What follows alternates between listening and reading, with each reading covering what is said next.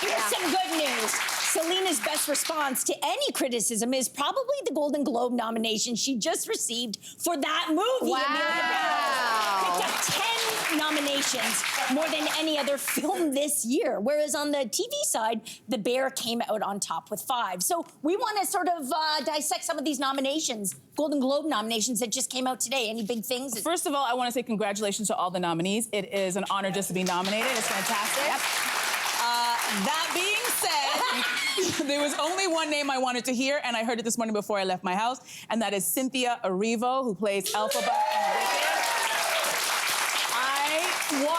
I'll be honest with you, I walked into this movie knowing very little. Of course, I know about, the character, but I really didn't know what this movie was going to be about. And when I left, it sat with me for days, because what she did is she took a character that we think we know and she made her a human being. And a lot of people, a lot of interviewers were brought to tears in her portrayal of Elphaba, because we saw ourselves othered by other people, and that she came from someone. She had a mother and I like that you're wearing green today. And I'm wearing green. Look at you.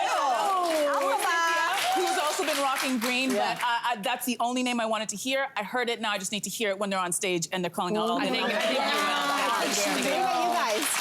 I was reminded as I looked through the nominees of how few films I've seen this year. Me too. Yeah, and I felt bad about it, but it's a reminder of like, okay, good, this is my list of like movies I have to see. I did see more TV series. I think that's true for a lot of people. Maybe Reindeer was a reminder. I saw that. I don't know, people, it was a very controversial, based on a true story. Was it nominated? It was nominated, and it was his personal story. And again, the woman who is depicted in this, she's come forward, she's had some thoughts about being portrayed. But again, this year was a lot of real true crime stories that made it big. I don't know what that says about us. There were a lot of TV shows. The New York Times yesterday just put out their favorite TV shows of the year, and there was a lot of crossover with what was nominated by the Golden Globes.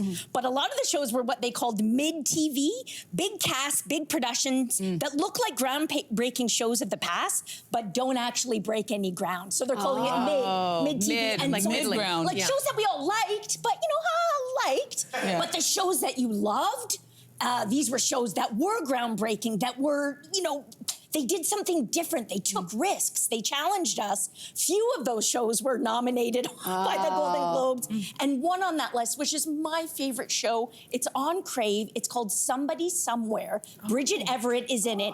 It is some of the best TV I have seen in years, and it got robbed. It didn't get a single nomination, which kind of broke my heart. But I'm gonna go home and celebrate the show because the finale is on tonight. Okay. So I'm gonna watch it. It's so good. I know we don't have a lot of time. Snubs.